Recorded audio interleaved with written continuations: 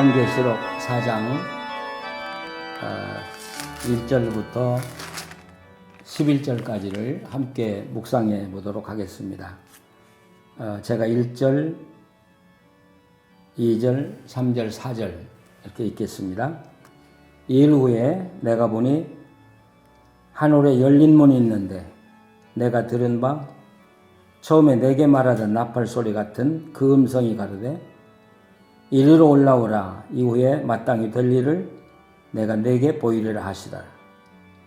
내가 곧 성령에 감동하였더니 보라, 하늘에 보좌를 베풀었고 그 보좌 위에 앉으신 이가 있는데 앉으신 이의 모양이 벽옥과 홍보석 같고 또 무지개가 있어 보좌에 둘렸는데 그 모양이 녹보석 같더라.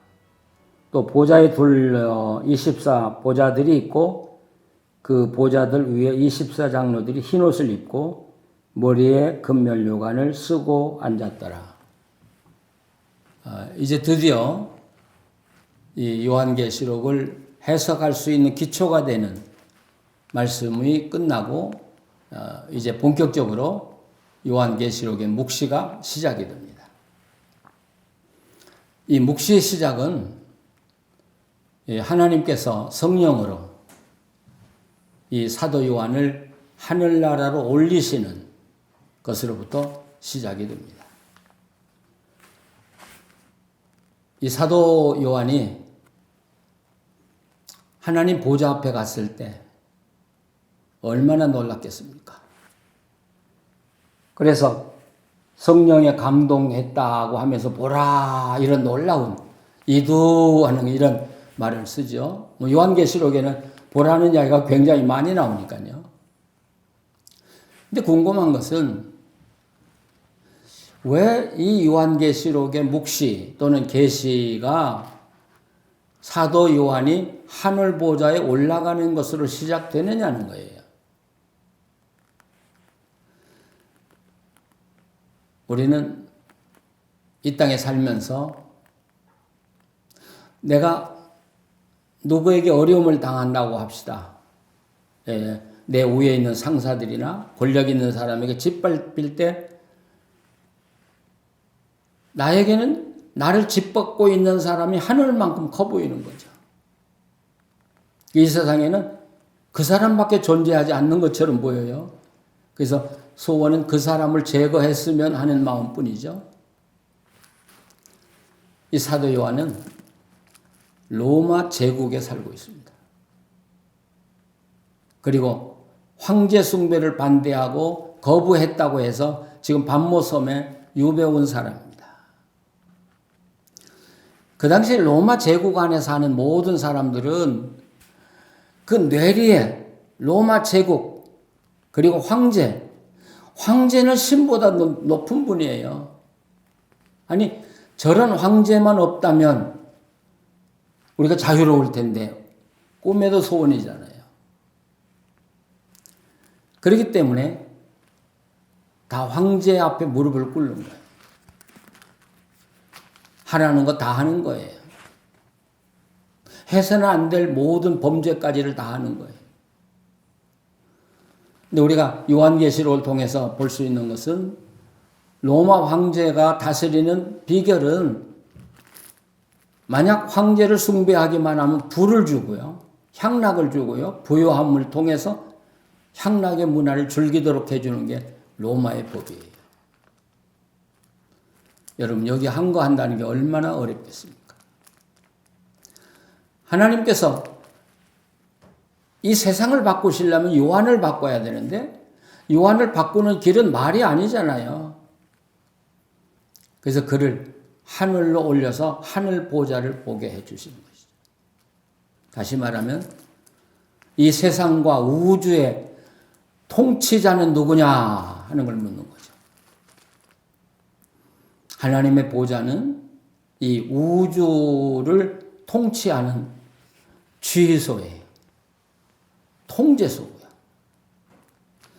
우리는 지금도 세상의 권세 잡은 자들에 의해서 세상이 움직여지는 것으로 보고 있어요. 그러나 요한처럼 하늘에 올라가서 세상을 본다면 이 세상을 움직이시는 분은, 통제자는 전능하신 하나님이로구나 하고 누구나 고백할 것입니다.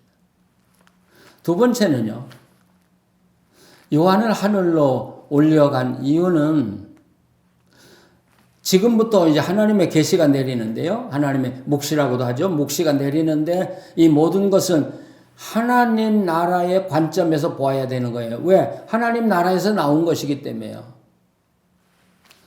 이 땅에 미래를 점치는 미래학자들이 많아요. 근데 어느 분이 분석을 했더라고요. 미래학자들의 예언을 다 분석을 해보니까 그들의 말이 맞는 퍼센테이지가 20%가 안 되더라는 거예요. 그러니까 전문가들이나 보통 사람이 보는 이야기하고 똑같더라는 거예요. 그래요. 이 세상은 사람들에 의해 움직이지 않기 때문에, 하나님에 의해서 움직이기 때문에 누가 하나님의 계획을 알겠습니까? 그래서 이제부터 이 요한은 하나님을 보고요. 그리고 하나님의 입장에서 내리시는 모든 말씀을 읽고요. 그리고 확신을 가지고 이 계시를 써서 고난받는 교회들을 위로하고 권고하고 그리고 이기도록 하게 될 것입니다. 그런데 하늘나라에 가서 하나님 얼굴 봤다는 말은 없죠. 보좌를 봤다.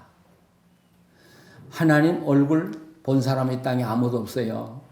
이사야가 옷자락을 봤고요. 그리고 이 사도 요한은 보좌를 봤어요. 근데 이 보좌를 봤는데 보좌에 앉으신 이의 모양이 벽옥과 홍보석 같고 그리고 녹보석 같고 무지개가 둘러진 것 같더라. 하나님을 표현할 때 보석 이름을 써요.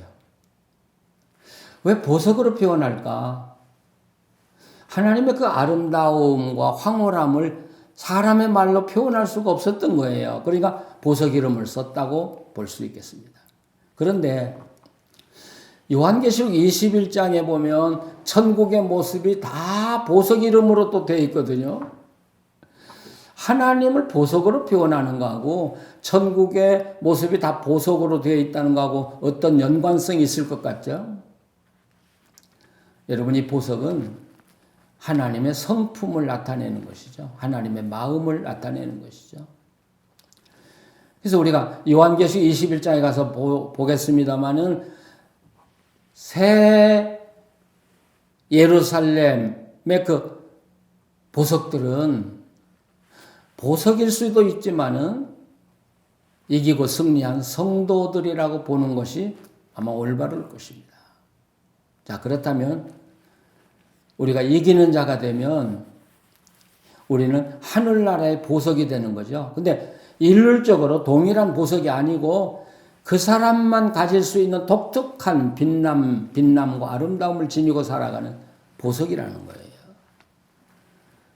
여러분, 우리가 이 땅의 킹덤이고 대제사장이고 그리고 이기는 자로 하나님 나라 갔을 때는 우리는 보석으로 하나님의 영광을 받아서 그 빛을 발하는 아름다운 보석들로 살아간다고 하는 사실을 상징적으로 우리에게 보여주고 있죠. 이 무지개라는 것은 하나님의 언약이죠. 우리가 기억해야 될 것은 이 성경 전체는 하나님의 언약으로 되어 있다는 사실이죠. 우리가 거저주는 하나님의 사랑이라는 말 많이 해요. 그 말이 맞기도 하고 틀리기도 해요. 왜냐하면 하나님의 은혜와 축복과 사랑은 언약에 의해서 결정되는 거예요. 하나님이 우리에게 주신 약속을 우리가 아멘하고 받아들이고 서약을 해서 하나님과 언약을 세우고 그리고 그 언약을 지켜갈 때 비로소 하나님은 아가페의 사랑을 통해서 우리를 사랑하시는 거예요. 구약에서는 헤세드의 사랑을 우리에게 표현하시는 것이죠. 근데 놀라운 것은 이 보좌를 보고 그 다음에 본 것은 뭐냐면 보좌 위에 둘러 앉아있는 24장로들을 보았다는 것이죠. 여러분, 24장로들은 보좌에 가장 가깝게 있는 사람들이. 그런데 이 장로들은 흰옷을 입었고요. 머리에 금면류관을 썼고요. 그리고 주님과 함께 보좌에 앉아 있다는 것이죠. 우리가 라오디게아 교회에서 봤잖아요. 이기는 자는 나와 함께 보좌에 앉게 해준다고 했는데 보니까 24장로들이 주님과 함께 보좌에 앉아서 흰옷을 입고요. 의의 옷을 입었죠. 그리고 면류관을 쓰고 있다는 것이죠. 24장로가 누굴까요?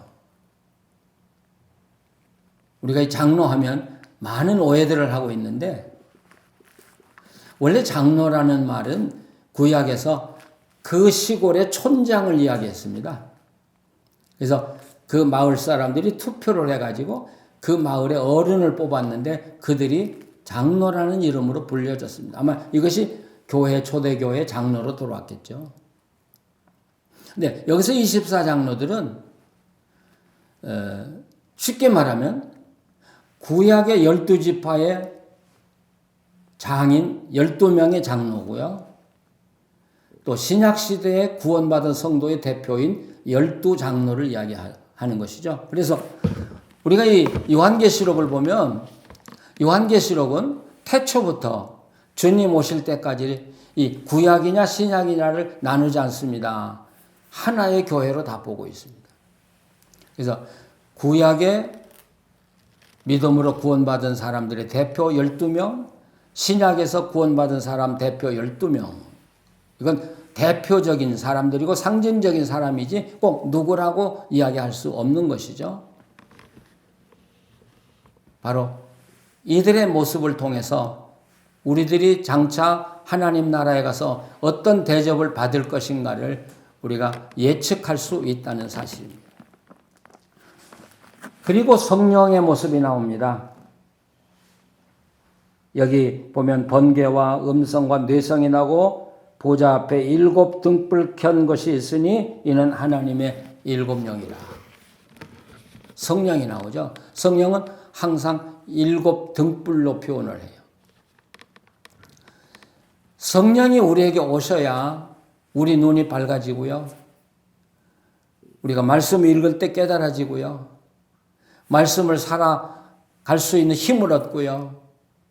그래서 우리가 예수님의 그 핏공로로 구원을 받긴 하지만 하나님의 사람으로 살아가는 데는 성령의 도우심과 인도하심이 절대로 필요하다는 것이죠. 또 성령의 조명이 절대로 필요하다는 것이죠. 이게 완전한 빛인 7빛, 7 등불 성령을 이야기하는 것이죠. 그리고 보좌 앞에 나타난 그 천국의 바닥이 보여요. 6절에 보면 보좌 앞에 수정과 같은 유리 바다가 있고 보좌 가운데와 보좌 주위에 내생물이 있는데 앞뒤에 눈이 가득하더라. 수정 같은 바로 유리 바다. 이 수정 같은 유리 바다는 요한계시록에 3번 나와요. 앞으로 우리가 보겠습니다만은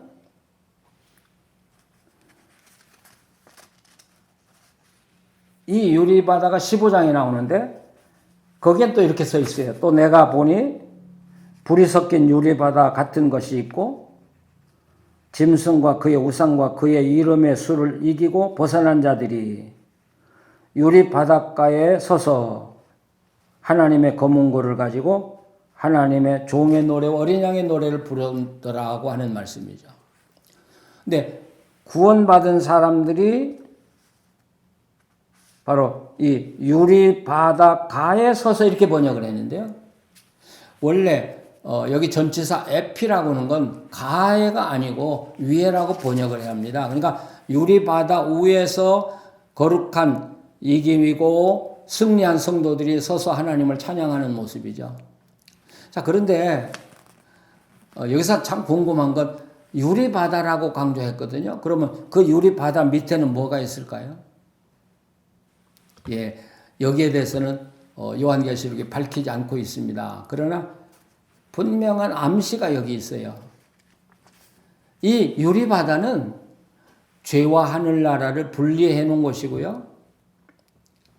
또 죄악에 빠졌던 사람들과 이긴 자를 분리해 놓는 곳이 바로 이 유리바다입니다. 그 유리바다 밑에는 구원받지 못한 사람들이 고통을 당하는 곳이라고 상상할 수 있습니다. 그리고 이제 내생물의 이야기가 나오죠.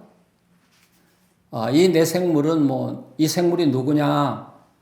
저도 잘 모르겠어요. 근데 이 내생물은 하나님이 만드신 이 땅 생물의 대표적인 네 가지를 이야기한다. 이렇게 보면 좋을 것입니다. 거기에 여러 가지 표현들이 송아지 같고 사자 같고 이게 누구와 같고 그런데 저는 거기에 찬성하지 않습니다. 그냥 하나님이 만든 이 땅의 모든 생물의 대표다. 이렇게 표현하면 좋겠습니다. 단지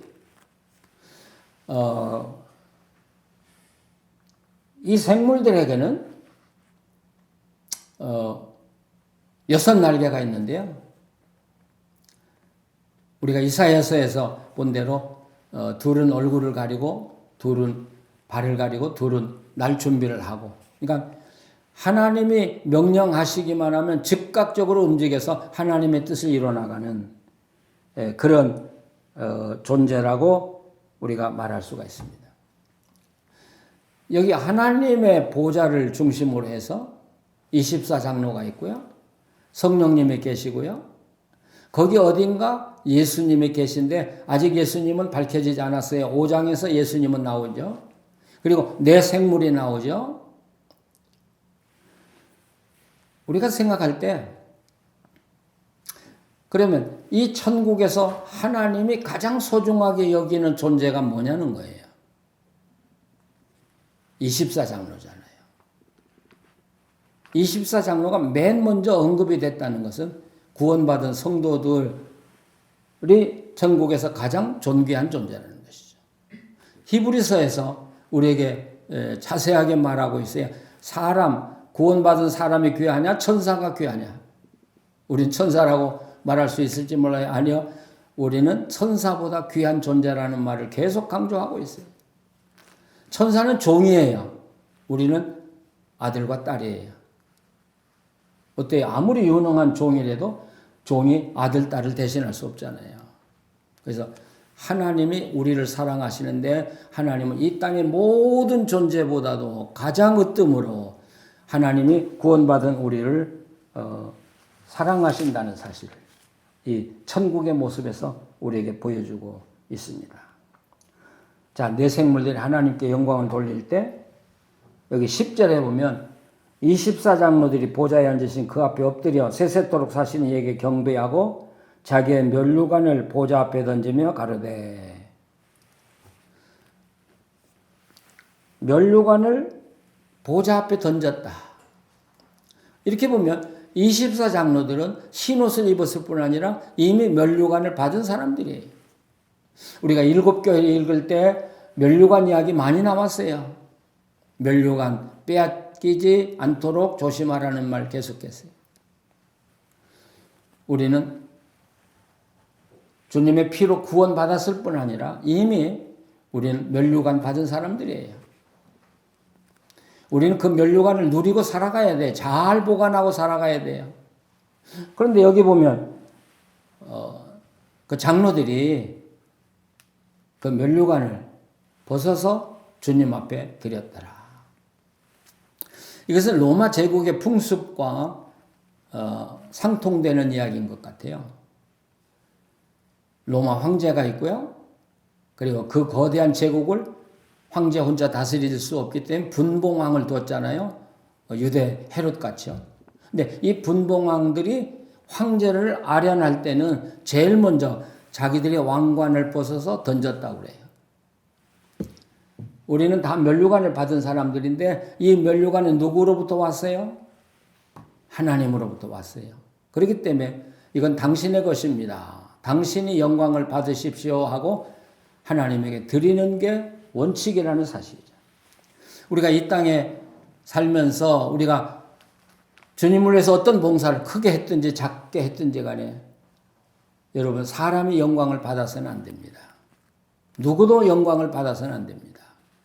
이건 하나님이 주셨고 그 일을 이루도록 힘 주셨고 여건을 마련해 주셨기 때문에 그 일을 이뤘다면 영광을 다시 하나님께 돌려드리는 것이 그게 하나님을 대하는 바른 자세라고 생각합니다. 그래서 결국 하나님의 영광, 이 하늘나라에서는 하나님께 영광을 돌리는 찬양으로 오늘 4장 끝을 맺습니다.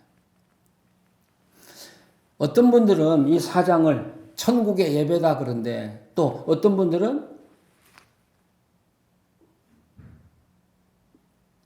이 본문을 휴거라고 나요? 휴거의 모습이다 그렇게도 말하는 사람들이 있어요. 근데 너무 그렇게 신학적으로 물론 휴거라는 말은 그건 잘못된 표현입니다만은 성경을 읽지 마시고요. 순리대로 성경을 읽어가야 성경의 본 의미를 우리가 깨달을 수가 있습니다. 자, 요한은 하늘나라에서 출발합니다. 우리가 이 땅에 살아갈 때 정말 하나님과 함께 살기 위해서는 하나님의 사랑받는 사람으로 살기 위해서 어떻게 살아야 할까? 여러분, 우리는 늘 하나님의 보좌를 바라봐야 합니다. 그것이 승리의 길입니다. 그리고 하나님은 나와 내 가정, 내 교회에 대한 완전한 계획을 가지고 계신다는 사실을 믿어야 합니다. 우리가 믿고 따라가 보면 하나님은 한치 어긋남도 없이 하나님의 계획을 이루어 가시는 분이기 때문입니다. 그리고 하나님은 순간을 보고 우리에게 말씀하시지 않습니다. 지금부터 영원한 미래를 향해서 영원을 바라보면서 우리에게 말씀하십니다. 그렇기 때문에 우리가 하나님 말씀을 거부할 수가 없습니다. 그 말씀대로 따라 살아야 합니다. 이제 봄이 지나고 꽃이 다 집니다. 저는 지는 꽃을 보면서 그런 생각을 합니다. 지지 않는 꽃은 없다. 그러나 하나님의 말씀은 영원히 지지 않습니다. 그 말씀 듣고 그 말씀 붙들고 하나님과 함께 살아갈 때 우리는 세상을 이길 수 있을 것입니다. 기도하시겠습니다. 하나님, 요한에게 천국의 모습을 보여주셔서 천국을 보면서 우리에게 하나님의 말씀을 증거하게 해주신 것 감사합니다. 우리가 육신의 눈으로 하나님의 보좌를 바라볼 수는 없지만 우리의 영의 눈으로 늘 하나님의 보좌를 바라보게 해 주시옵소서. 하나님이 통치자인 것을 알게 해 주시고 온 우주의 주유소가 바로 그 보좌인 것을 인정하고 살게 해 주시옵소서. 일시적으로는 신앙을 지키려다가 고통당하거나 어려움당하거나 또 가난해질 수도 있습니다. 그러나 하나님 보좌를 바라볼 때 우리 모든 걸 이기고 극복할 수 있을 줄 믿습니다. 하나님, 우리를 말씀으로 붙들어 주시옵소서. 그리고 우리가 말씀 붙들고 달려가게 해 주시옵소서. 이 땅의 모든 죄악을 이기게 해 주시고 하나님의 나라가 세워질 때까지 주의 말씀을 전하며 살아가는 우리 한 분 한 분 되게 하여 주시옵소서. 예수님의 이름으로 기도합니다. 아멘.